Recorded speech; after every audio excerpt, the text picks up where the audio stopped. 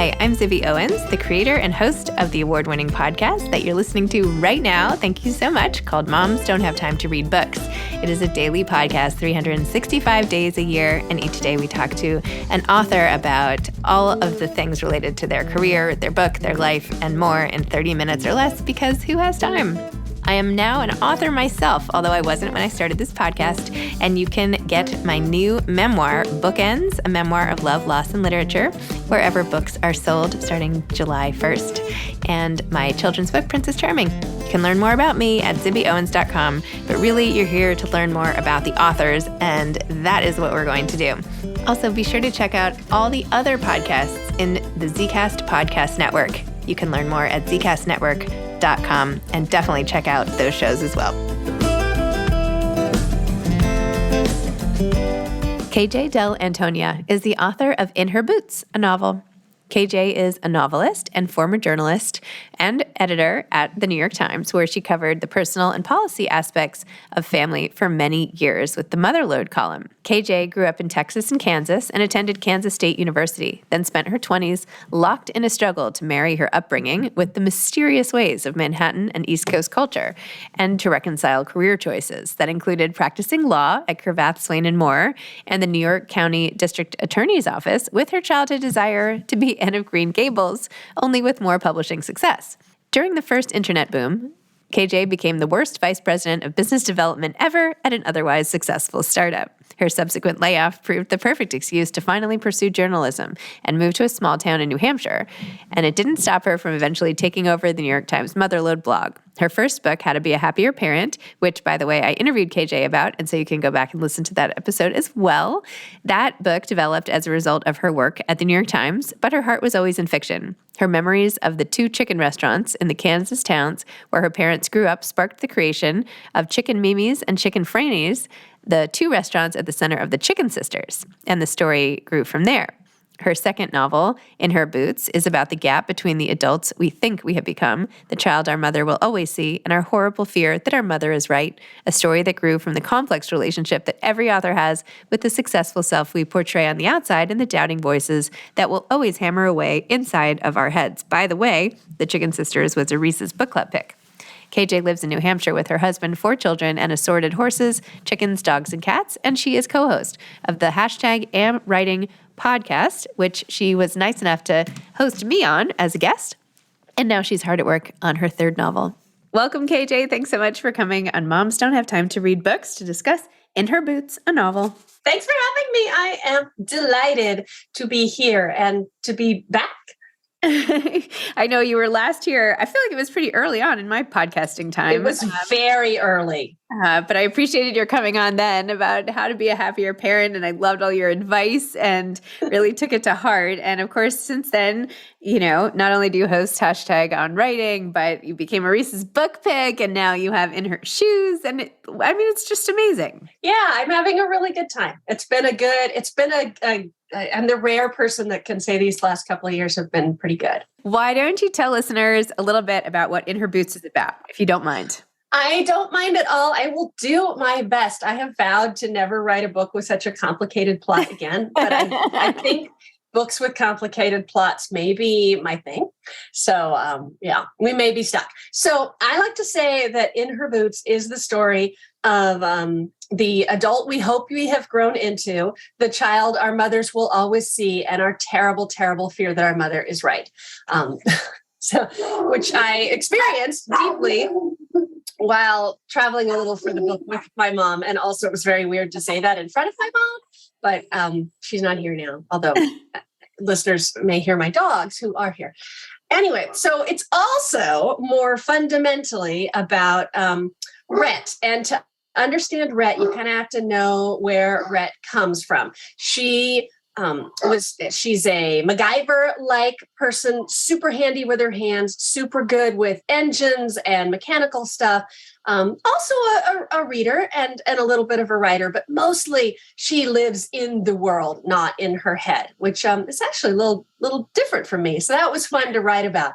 And Rhett has spent the last 20 years as a solo traveler. So she's been out in the world. She's been making new lives for herself over and over in different countries, establishing herself. And she has become Instagram famous. She's become an influencer for exactly that. She got in early on Instagram, never sends pictures of herself. It's always her travels, but she is like the icon of women who travel solo. So she also wrote a book about it.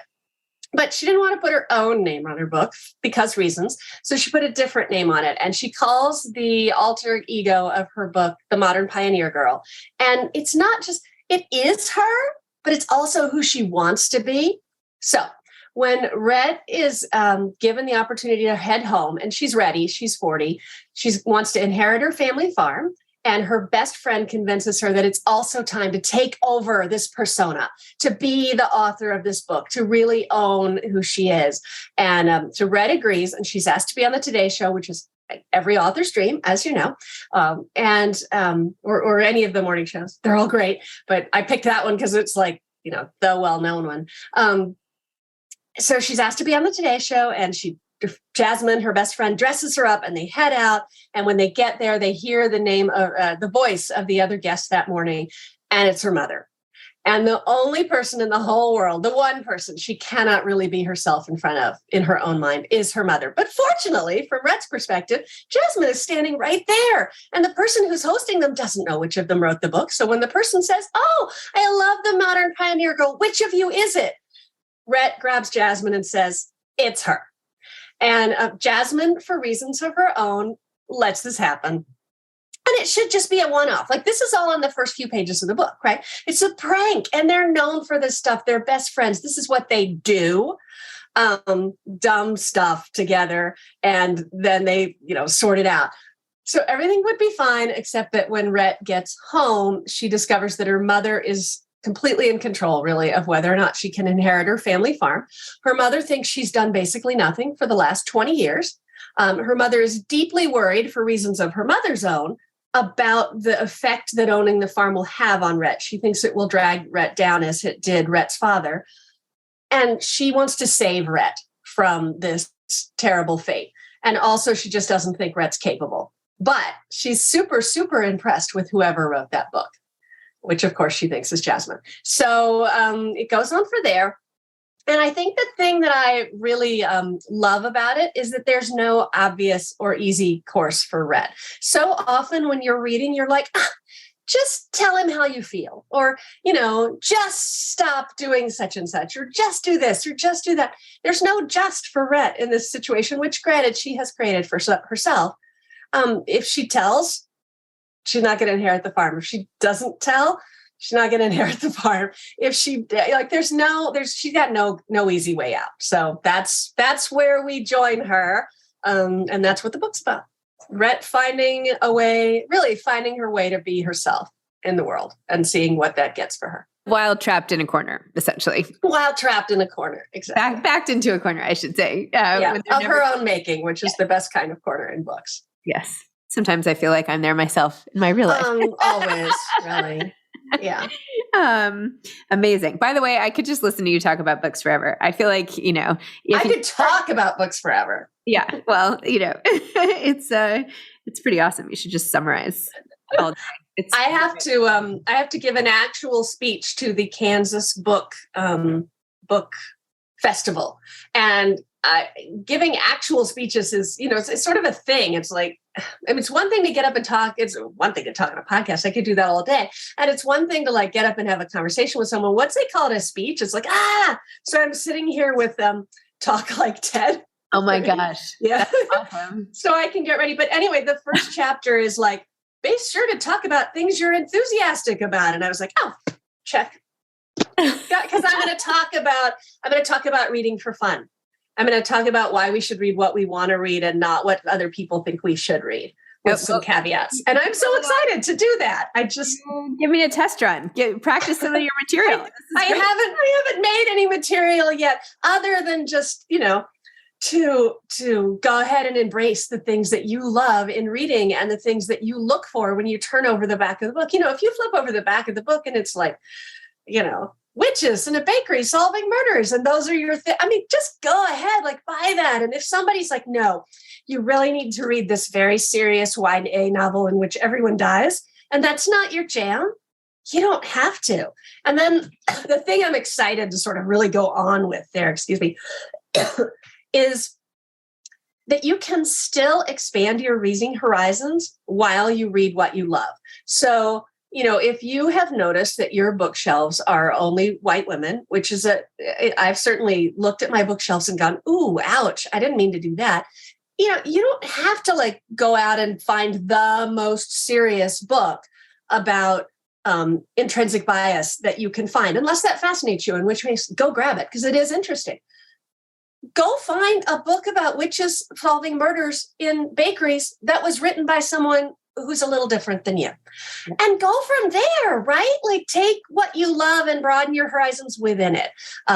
So I'm excited to put that together, and I'm like deciding on titles and I don't know, jokes. You feel like people feel just totally pressured to read books they don't want to read? I do, actually. I think a lot of us feel sort of the echoes of our academic experience and feel like, well, this is too much fun. This can't really be reading. I'm enjoying it. Now, or we differentiate. We're like, I will read this for fun, but I will read this because it is very serious. And sometimes you want to read that stuff. And sometimes some of that, I guess what the other piece of what I'm trying to say is, yes, read about serious topics, but open the book and make sure that it interests you, like the voice, the flow, the way that it's presented. That's going to be different for everyone, what works for you. So I think not feeling, because that book that you have to read is just going to sit there forever, dragging you down. So, and then making you feel like, oh, I don't like nonfiction, but that's probably not true. You probably just don't like that piece of nonfiction. Do you think that people should read both fiction and nonfiction? Or like, are you cool with just reading all fiction? Or I'm cool with just reading whatever you want to read. And if that is all romance all the time, by all means. If that is all genre fiction, if that is all fantasy, go for it, right? Or if it's all nonfiction, then you're just apparently you're a dude, and that's fine. Because that is very much statistically true. Men read a lot of nonfiction. The weird truth, and you probably know this, but I didn't, and a lot of people don't, nonfiction is way more popular. Like, it sells way more copies than fiction, and more people read it, both men and women. I had no idea. I would have guessed, I think, the opposite, because I'm somebody who reads and loves novels, although I read and love nonfiction too, but certainly the shelves behind me are, it's probably 75% fiction. Yeah, me too. Well, the thing with nonfiction, A, you can learn, obviously, but B, like, there's something in it for you. Do you know what I mean? Like, you are buying, oftentimes I think people are buying a nonfiction book because they are trying to solve a problem or get through something, and here is the solution packaged up in this little, right? And then you can just, right. Mission accomplished. But right. So people read nonfiction that don't think they would be interested in a novel.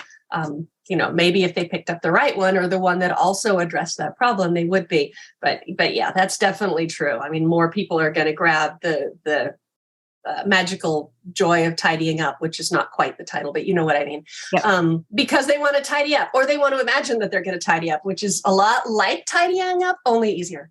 But it's like you bought the TED book because you're doing a speech. I bought it years ago for different speeches. Oh, okay. All right. But I grabbed it off my shelf, and this is going to solve all my problems. Basically, it's going to write this for me. That's my plan. Here, have a pen, book. This other book just came out about all the speeches that were never given, but they were written. Have you heard about that book? No, I haven't.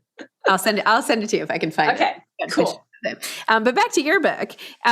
So when you're writing fiction, you obviously are a lover of fiction, so you can just channel all of that in. And there's this part talking about writing that I just wanted to read, which I dog-eared. Oh, hold on one sec. But it's about ghostwriting, essentially.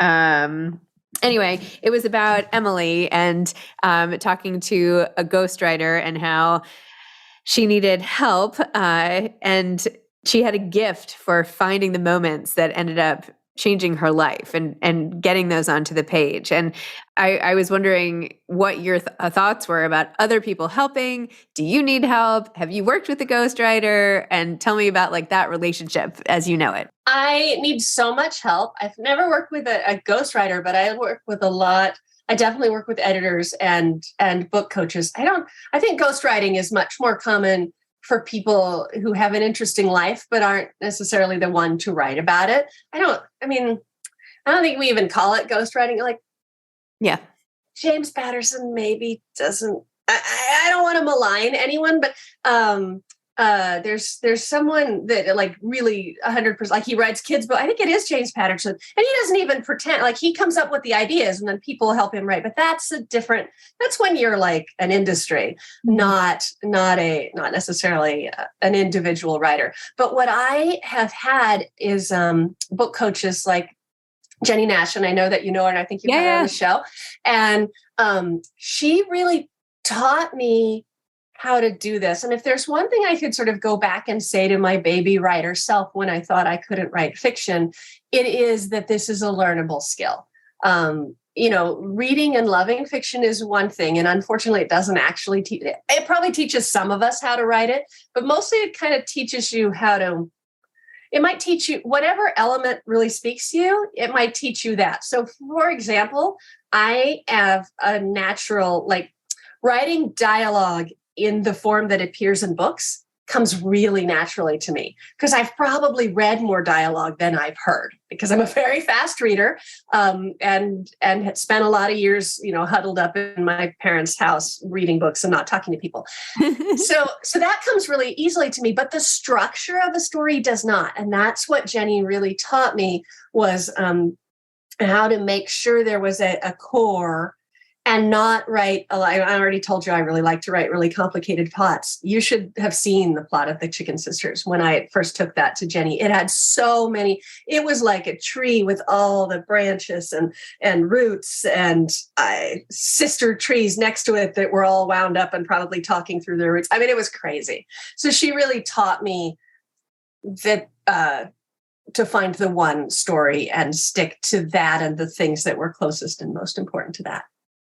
I think structure is also really difficult. I mean, it is so hard, especially to build it over so many pages. It's like, keep it going. Like it's one thing in an essay, or shorter. I don't know. It's just like over all that time. It really is. And so it's so key to have these sort of signposts for every, I also like, the sort of traditional plot things where you're like, the inciting incident and the midpoint and the all is lost moment.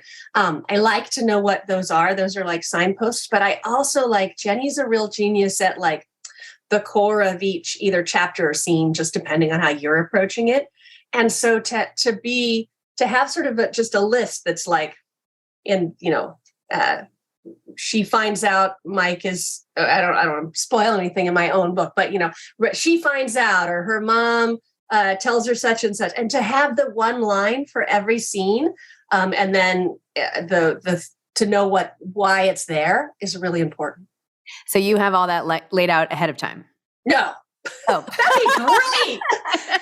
That would be an excellent way to do it. But no, that is not the way that I do it. I mean, I've only done this in full maybe 4 times, once for the book that no one will probably ever see, and once for the one I'm about to try to sell, and then twice for the ones that you can see on the shelves. So I don't really have a method, and I hope to someday have a better method, but mostly my method seems to be, I know where we start, and I either know where the plot ends or I know where the person ends, and then I have to kind of write a bunch of stuff to get to the point. So no, I don't really end up with that core like what each thing is about and what's important, probably till I've drafted it. And then that's what I use to revise. Got it. It'd be great to do it the other way, I think. I think that would be very efficient. Yeah. It's not a thing I have found a way to do. Maybe less fun. Maybe. I don't know. Next time. Wait, what are you working on now? What's the book you're trying to sell now? It is easier to describe. It is witches in a small Marfa-like town in Kansas with a deck of stolen tarot cards and a lot of family secrets. Oh, okay. Awesome. Yeah, I'm back to setting it in Kansas, which I'm delighted by. I grew up in Kansas, so I like to give Kansas its due. Amazing. So in addition to all your writing, you are co-hosting #OnWriting. What's the latest there? What exciting or interesting things have happened on the show lately? And what do you take out of the show to then inform your own writing? So it's #AmWriting. On Writing is Stephen King's book, but you're the second person today to say it. That's okay. It's kind of funny because you're the second person today to say it that way. So it's #AmWriting. I knew that. Which is a hashtag we totally made up and proprietarily own, and you can't use now. I'm kidding. We stole that off the internet, and everybody uses it, and so it's fun to have it be our podcast. And so this summer, we did a thing called Blueprint for a Book using Jenny Nash's Blueprint for a Book. And we did 10 episodes that if you listen to and follow along with each 10 episodes, and you don't have to do it in live real time, they'll always be there, you will come out with what I just said I rarely have to start with, which is a thing you can use to start either a nonfiction book or a fiction book that will really help you to know where you're going. And I really think it could save you a year of twisting and turning around things, or at least 6 months. So I love that. And also yesterday we just interviewed Emily Henry. So that won't come out till fall because it's going to come out after the Blueprint is done. But it was a really good interview in which we talked about how we talked about exactly what you and I were talking about a minute ago, which is reading for fun and writing the things that we love to read. And so I didn't even know, but Emily, we think of her as like an overnight success from Beach Read. She had 3 YA novels, as she describes them, sad YA novels about serious things. And that just didn't turn out to be. So I loved finding that out. And then we loved talking about writing fun is hard. So we talked about that. It was a really good one. It was a good interview. Awesome. Wait, why is writing fun hard? Easy reading is hard writing. And it really is. And I'm not saying it's harder than writing literary stuff. I'm sure that is also hard. All writing is hard, I guess. But as Emily said, a thing that drives us in our day-to-day decisions, which is exactly what we talked about on the podcast. For example, a thing that might drive me is if I'm on a plane and I'm in the window seat, I'm really uncomfortable asking the person to move. And so I may make all kinds of decisions, as Emily was talking about it. I'm making all these decisions because I want to avoid conflict. And many, many women are like that, right? But to put that into a book, your person needs to have a real reason that they want to avoid conflict. And you need to you need to examine, you need to make it realer than real. It needs to be bigger than our individual, real personal experiences, or at least than most of them, in order for us to want to follow along and really embrace that person's travels and troubles.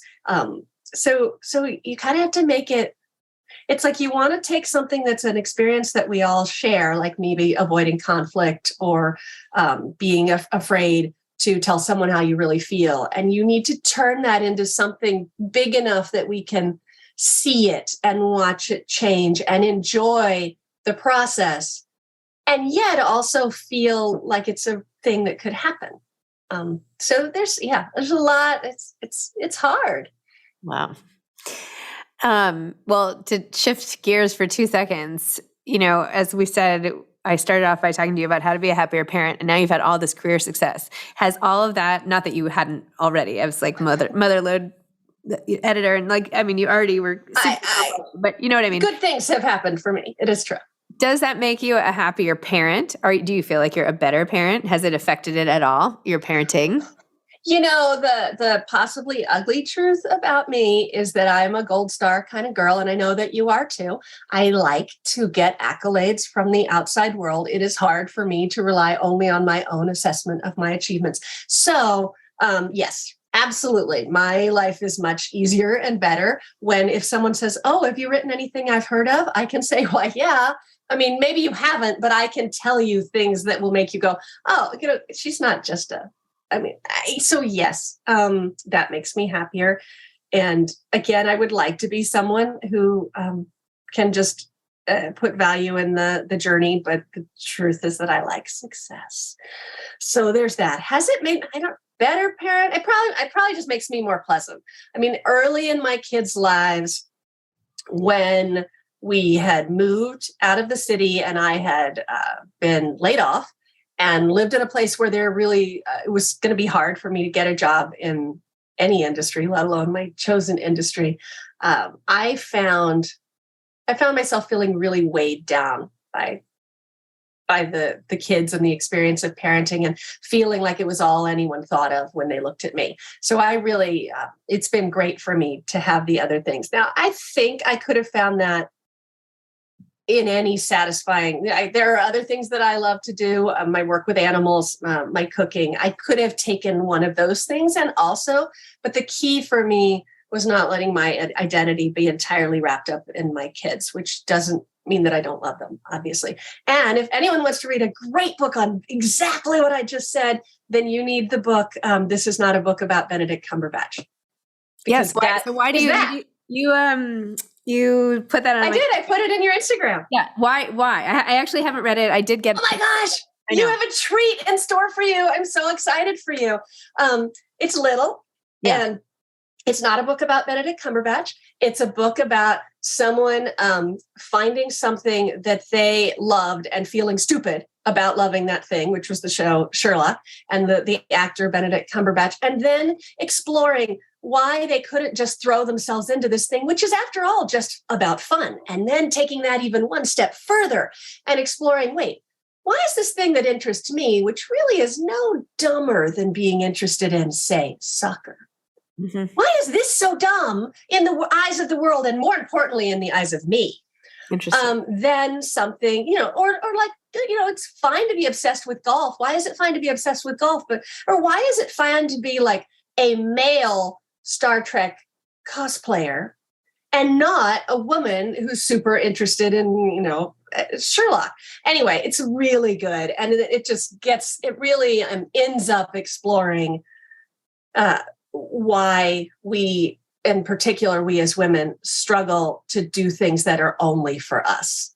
And that's kind of my whole topic is why we, and especially as women, have such a hard time figuring out what will make us happy. So I was delighted to find this really different nonfiction, if you like that kind of thing, approach to exactly the same topic that I really love talking about. And it's super funny and super fun and very distracting on an airplane. So all those things. Getting all these extra book recommendations here. Yes. I love that. Any final am writing tips? Final am writing tips. It takes forever. And don't stop. And I mean, if you're writing a 800-word essay that you haven't been able to get anyone else to read, keep reading essays, keep looking at the way other people structure them. Take that structure, apply it to your own. And the same goes for books. If you are trying to get it out there and trying to get something done, tear up other people's books. Look at the structure. Try to find out what you don't have, and don't stop before it's as good as you want it to be. I love it. That's my advice. There you go. That works. Thanks. KJ, thank you. This was wonderful. It was nice. Thank you. In your metaphoric booths for a minute, in your little office and in your mind while we hear all these great thoughts. So, thank you so much. It's always super fun to talk to you. You too. All right. Thanks, KJ. Bye. Bye. Thanks for listening to this episode of Moms Don't Have Time to Read Books. Don't forget to follow me on Instagram at Zibby Owens and at Moms Don't Have Time to Read Books. Also sign up for my newsletter at zibbyowens.com and sign up for my virtual book club and meet lots of authors on Zoom every other week. Thanks so much to Steve and Ryan at Texture Sound for the sound editing. And thank you to Morning Moon Productions for providing this fantastic intro and outro music.